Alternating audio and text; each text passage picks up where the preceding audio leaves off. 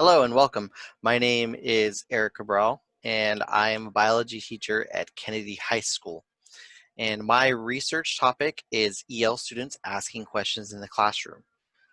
Uh, for me, I have been teaching for about 4 years now. I've been doing substitute teaching mostly with one summer of summer school, and this is my first full-time teaching gig. I also did student teaching during the COVID crisis and now distance learning during the COVID crisis. So my research proposal is whether EL students asking questions in the classroom increases language acquisition. So the topic is whether or not EL students asking questions instead of being told learning, being direct lectured, will increase their language acquisition. So instead of a teacher going up and presenting his own lecture, I want to see if students asking the questions and the teacher doing the instruction based off of what the students are asking is going to increase their language acquisition and comfort levels, and see if both of those things are interacting with each other. And I want to do this because back in college, I had a philosophy class where my teacher instructed us to read, the textbooks like we usually would do. And so I went and read them, which I normally don't, but I wanted to get ahead in this class. So I read this article that he assigned to us, and I had no idea what it was saying.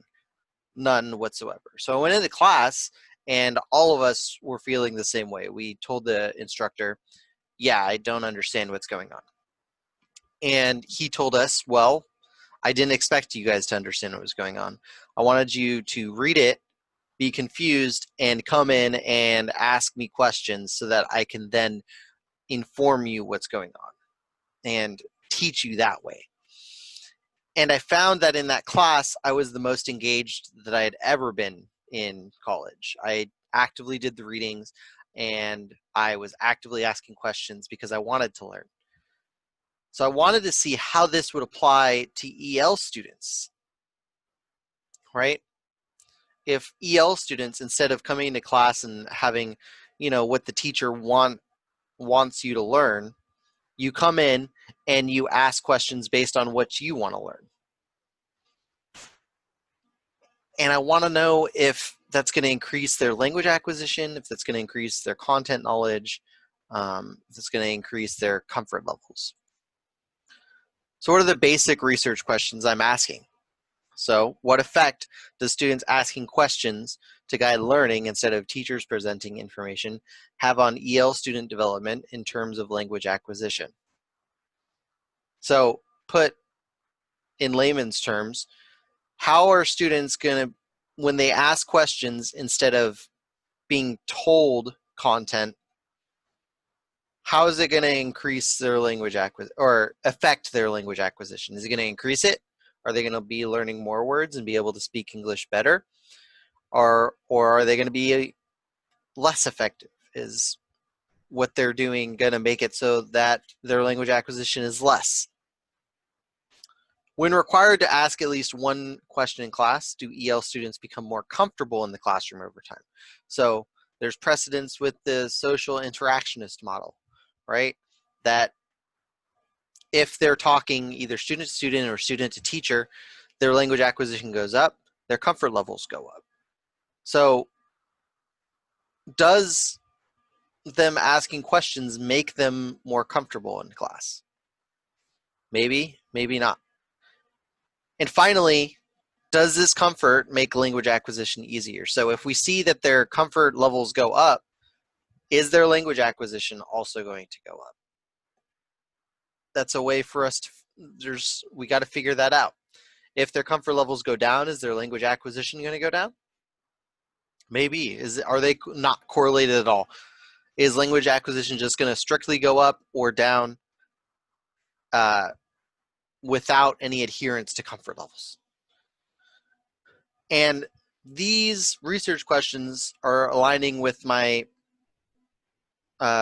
research tools, which is open-ended questions, because in order to gauge this language acquisition, because they're asking questions, I can't just have them, answering regular, multiple choice questions. I have to have them have open-ended questions, at least for the language acquisition part. I can have them do 1 to 5 models for comfort levels, but for language acquisition, I need to have open-ended questions so I can look at their syntax and see if their sentence complexity is going up. So, how am I going to find the answers? I'm going to be asking them open-ended questions off of surveys or off of questionnaires. And these open-ended questions will allow me to see their sentence complexity, whether or not they're simple sentences, complex, compound sentences, or compound complex sentences. So those are the 4 criteria that I'm going to judge it by. And hopefully they'll go from either simple or wherever they start at to compound complex sentences. But as long as they jump 1 level up, I will be happy to see that their language acquisition is going up on these. For comfort levels, I'm going to be including a standard social emotional questionnaire, 5 questions as well as, or 6, it's going to be 5 questions as well as the open-ended questionnaires, which is going to be 5 questions. And that's going to be focused on whether or not they're comfortable in the classroom with their peers, with their teachers. Do they trust their teachers? And we can see whether or not their comfort goes up if the numbers go up on that as well. And for the last question, the last research question, I'm going to be comparing the answers to see how many students comfort and language acquisition goes up, and whether comfort goes up only or language acquisition goes up only. And if we see significant numbers in language acquisition and comfort level going up at the same time, it could be assumed that those values are correlated. So, what resources did I use for this? Most of the data, most of the articles that I got from the National University Library.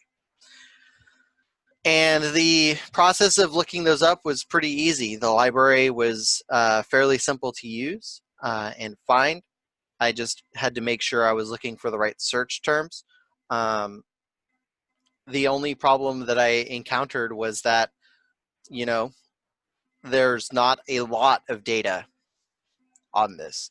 In fact, I did not find a single article that was looking at the same questions that I was. And I could find some things that were adjacent, but they were more in the past, whereas I had to be looking in the last 5 years. So there was a lot of things that I had to connect together that, you have to kind of squint sometimes to see how it's connected, but they are definitely connected, and I can use them to guide how this is going. In addition, for at least half of this proposal, I also had the help of a critical friend.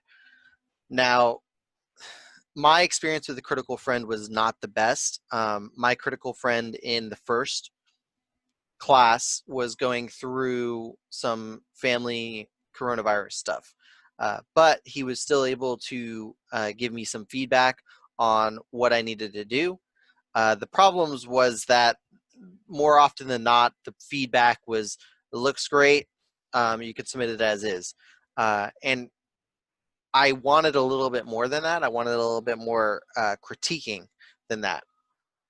And then when it came to the second class, I opted to use the same friend just because it was easier than like posting to find a new one. And he ended up only being able to contribute to 1 week, and then the other 3 weeks, he might have dropped the class for all I know. And I was unable to use him for then, and he's not in this class, so I will be unable to use him for now. So I'd have to find a new critical friend. But overall, it I have not found it helpful at all. It's just how it's gone. He hasn't.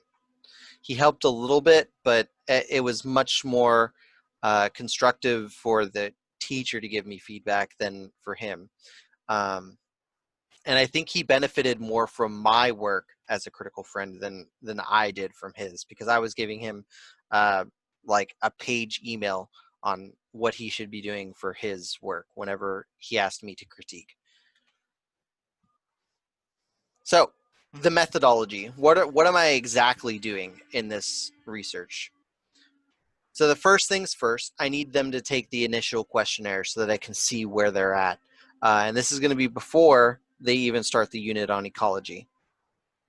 Okay, so they're going to take the initial questionnaire on both the content and the comfort levels.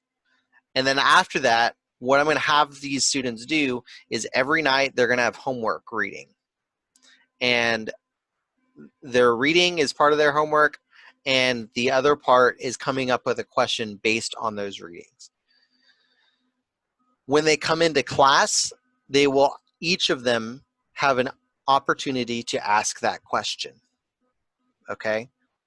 And even if some students have the same question, I want them to be asking that question, because it can that can facilitate the comfort levels if they're getting more comfortable asking their question. But also just asking the question can help with their language acquisition. So even if they have the same question, I want them to ask the same questions. So each of them will have an opportunity to ask that question of the teacher, and the teacher will then lecture to the students based on those questions. The teacher will answer their questions, and that will be their lecture time. After the unit on ecology, I will have them repeat the questionnaires to see where they have progressed, whether or not just learning the content, they have progressed in language acquisition and comfort levels. And this will be after roughly a month. And then after that, this whole process will continue past this unit. They will, at night, read, come up with a question. During class, ask the question. And it will progress past this unit. At the end of the semester, I will have them retake the same questionnaire based on ecology one last time to see whether or not their language acquisition has increased again, and whether or not their comfort levels has increased again.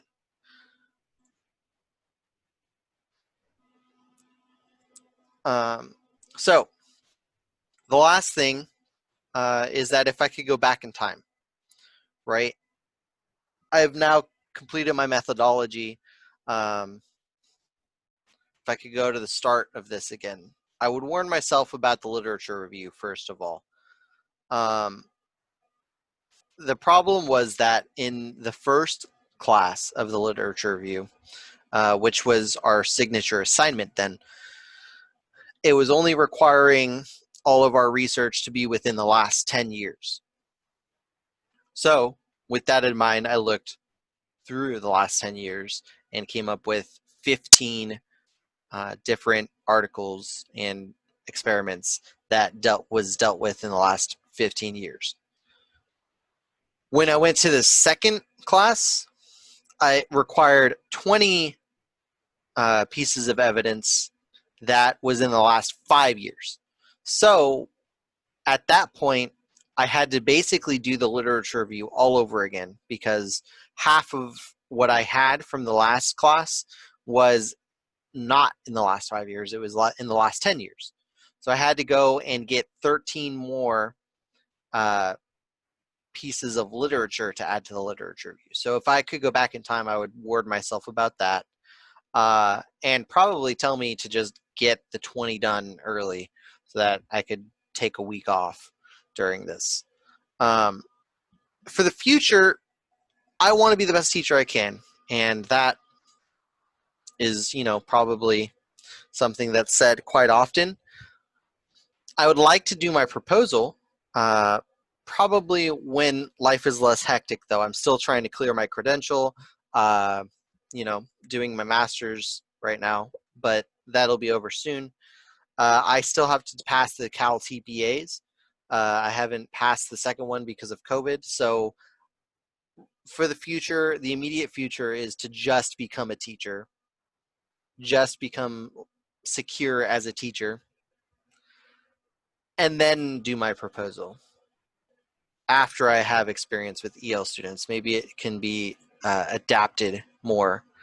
Um, but right now, I think this is what I want to do, and I think that having students asking questions is a great way to interact with the students. So push for that social part, and a great way for them to get engaged in the material. So looking towards the future, I would love to do my research proposal.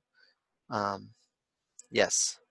Thank you for watching my presentation, and have a great day.